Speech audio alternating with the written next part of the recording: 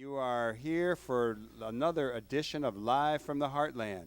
I'm Michael James. I'm your host for this morning's edition, and I am honored today to have an old friend, a guy I've been bumping into for 30-odd years, I think, Orrin Williams.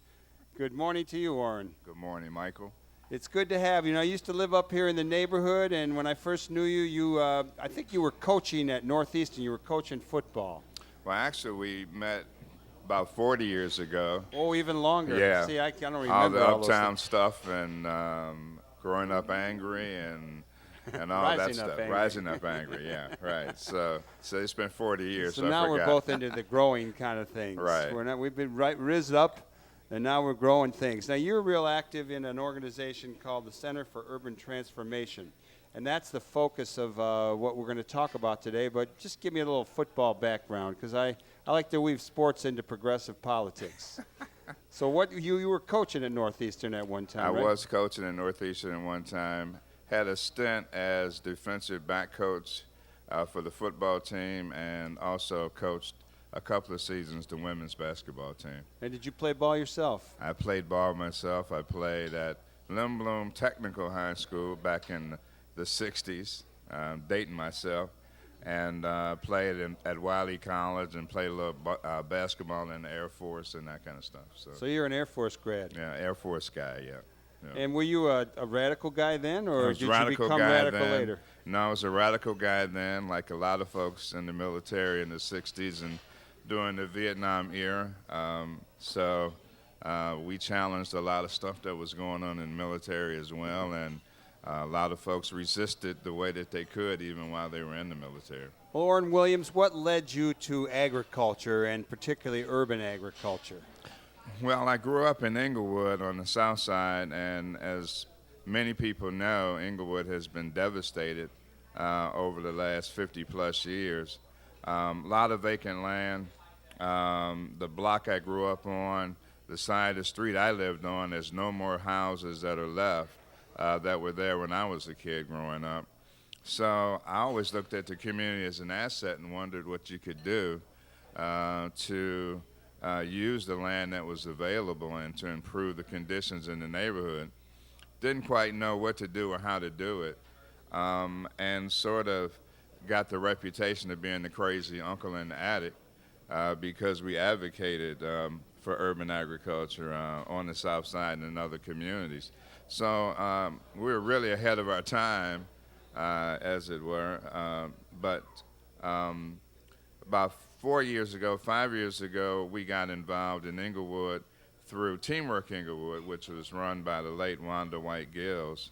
And the people in Inglewood created a quality of life plan that called for creation of an urban agricultural district.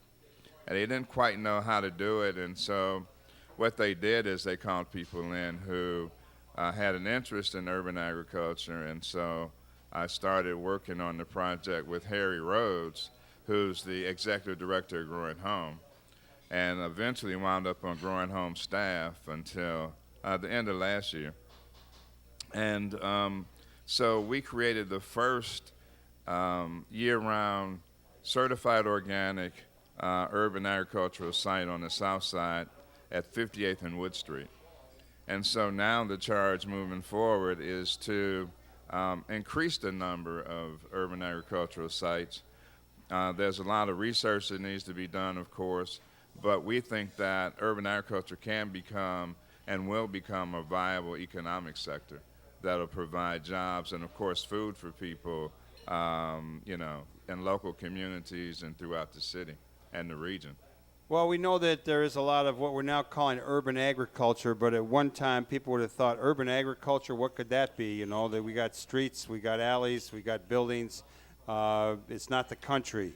How far back does the concept urban agriculture go, or has it always been with people throughout history, growing things in the city from their little backyards to up on their roof? Well, it's always had a huge history in cities. In fact, Rogers Park used to be, a few decades ago, one of the centers for urban agriculture in Chicago. You mean they were kind of like when it was still had farms up here? Yeah, still had farms, but they also had a lot of greenhouses and that sort of thing that existed right here in Rogers Park. So Rogers Park was one of the centers of urban agriculture. Just like communities on the south side, like Roseland. In fact, before it was incorporated into the city, and it's not that far away when you really think about it, but it was farmland as well. And I know my grandparents owned land. I'm not exactly sure where it was, but it was far south in the city. And during the Second World War, my grandfather, who came to Chicago from Florida as a farmer, was one of the big Victory Garden guys, and they also had the plots of land on the far south side that they grew on. So my grandmother would have to go out to the plots and harvest and bring stuff back on the train. My mother and her siblings would meet the train with my grandmother, and they would dispense produce throughout the neighborhood. So the history of urban agriculture is long and rich, just in terms of urban areas globally, but also in Chicago.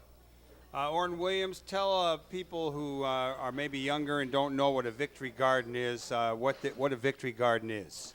Well, during the Second World War, of course, there was difficulty getting food and other kinds of materials to communities. A lot of stuff was taken for the war effort. So one of the ways people sustained themselves during the Second World War was to grow victory gardens and truck gardens in communities throughout the country. Urban gardens, Victory Gardens. You mentioned Growing Home, and that was the organization that you were involved with before you became involved with the Center for Urban Transformation. Give us a little more history about Growing Home and its impact here in Chicago. You mentioned the South Side. I think there are also some gardens over on Clybourne. I'm not sure if that's the same organization, but it seems to be there's a lot of stuff going on, and we're trying to get a grip on it here.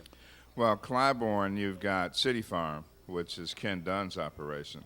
The Hyde Park Recycling Center guy. Yep, and general recycling guy. Yeah. Ken has been doing recycling since I can remember, and I remember dropping off our recyclables at a site he had at like Lincoln and Wrightwood, right? And that was many years ago, so he's still involved, and he's involved with that. You've got Growing Power in the city as well. But like I said, we started working with Growing Home on the project in Inglewood a few years ago. But actually, Center for Urban Transformation we actually started in 1999.